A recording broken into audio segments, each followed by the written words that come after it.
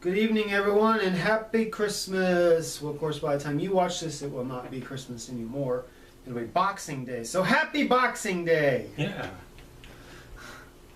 Still Christmas for us, though, for another 3.5 hours. And so this is the first of our double feature Christmas review for today that we're actually recording today. Yep. And thank God we have something else because... You didn't want to end on this note? Jeez, monkey balls. That was... Well... That was bad.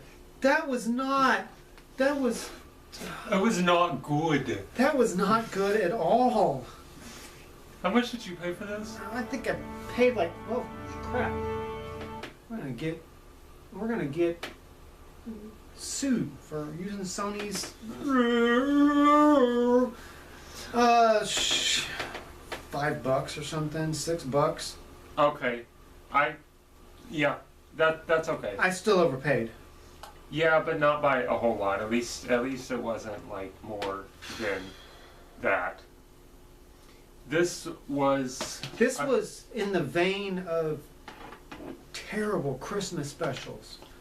Not as bad as The Obvious Offender, but still pretty bad.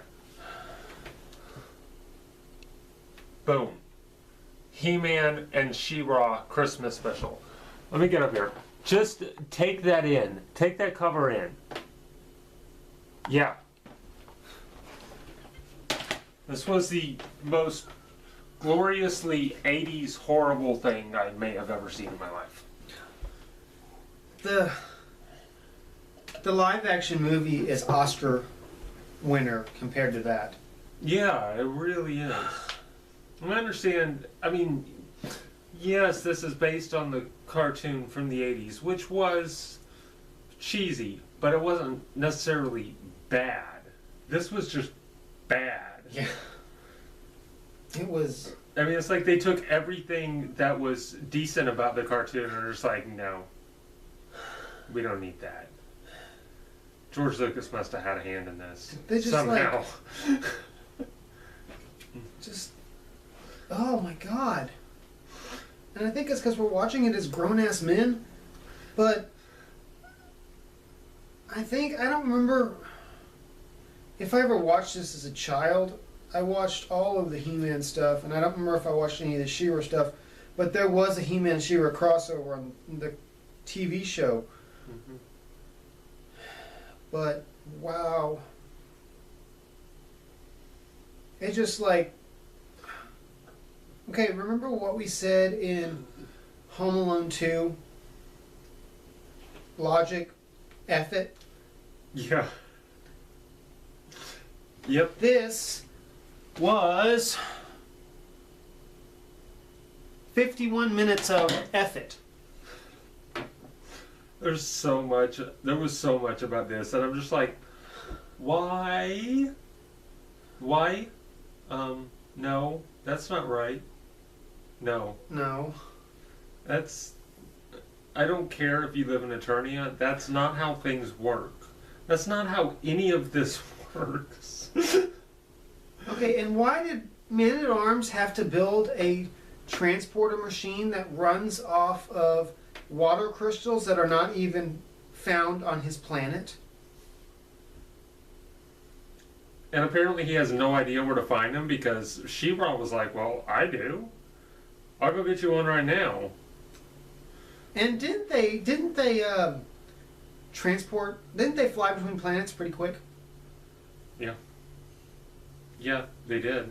And why is She-Ra living on a different planet anyway? Or sorry, Andoria? Andorra. Why does Andorra live on a different planet as Adam? Because they're twins. They were twins separated at birth. They didn't know that they were siblings. Oh, that's right. I didn't remember. Okay, and I'm sorry. Why does Adam have orange hair? Yes. He's not even... I mean, why? That's orange hair. They're not twins.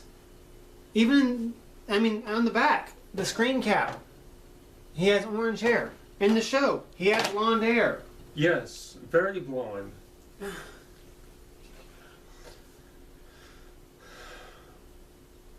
Okay, and how about Alicia and Miguel? Mm-hmm. What did you say when Orko crash landed on Earth?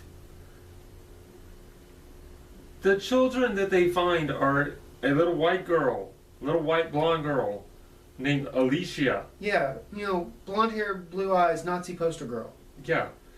And a little boy who didn't look Mexican at all, really, named Miguel. I'm like, they must have crash landed in Texas. Even though it was covered in snow. This was the 80s. Texas might have gotten snow at that time. We don't anymore. It was probably up in the Panhandle. He probably crashed into the Panhandle. Seriously though. And how about his parents? Oh, you mean Ron Jeremy and his wife? Exactly. Yeah. Okay, and Elisa had to have been adopted. Oh yeah, because they were both dark haired. Yeah, Ron Jeremy had jet black hair. I'm talking black hair. And a most glorious porn star mustache. I was jealous of a cartoon character for that mustache. I'm serious. Yeah, he. That was. Oof. And Mama had dark brunette hair. Uh-huh. Miguel had dark hair. And Alicia. Well, this is covered. No, okay, more of a brownish hair. But Alicia had platinum blonde hair. Yeah. Bitch was adopted. Had to have been. Either that or kidnapped. Okay, we've discussed a lot about what's bad about this. Is there anything we can say good about this? The She-Ra transformation scene. That was the most awesome thing I've seen in quite a while. And you heard the music from it, but we obviously can't show the video of it for copyright reasons. I had to pause it after we were done because I needed a moment to let it soak in. I didn't watch the She-Ra show. I didn't watch He-Man as much. You know, I'm a fan and I'm a big fan of the movie, but I watched Transformers. You know, I was more into Transformers. Oh, and what the... Okay. I'm gonna get there. Okay. I'm gonna get there. All right. So I didn't really watch the She-Ra show, so I knew of her character, but all of a sudden when that came on, if that's what her show is like, then I'm going to be searching that out soon, because that was just glorious. It was so 80s. I mean, the most 80s thing I've seen this entire year. Easily. Every scene. I just can't get that song out of my head because it reminds me so much of the song that was playing in the gay dance club in Pecker. This guy over here. I'm sorry. This is where his mind goes. That was a gay 80s dance club theme is what that was. Yeah? Okay, but before we get to the obvious, not obvious, but just a seriously what the F moment, I thought the animation was quite good for a terrible cartoon. Yeah. The animation was pretty clean. It wasn't as nearly as bad as the TV show. And I'm not talking about the quality of the transfer, I'm just talking about the animation itself. It was pretty good. Writing was, of course, terrible. The sound was pretty good, though. Sound was good. But just the glaring thing of, go ahead. There's Transformers in this thing. Transformers. Not Transformers. See, even the cops are coming to get it because it's so ridiculous. Like, these would probably be more along the lines of, like, GoBots. But actually, these would be along the lines of what GoBots is to Transformers. These are to GoBots. Yeah. These are cheap rip-off GoBots is what they are. Yeah, but still, they're fighting these giant robots, and she obviously got the brains in the family because she just looked right at him and said, "Oh my gosh, it's a robot."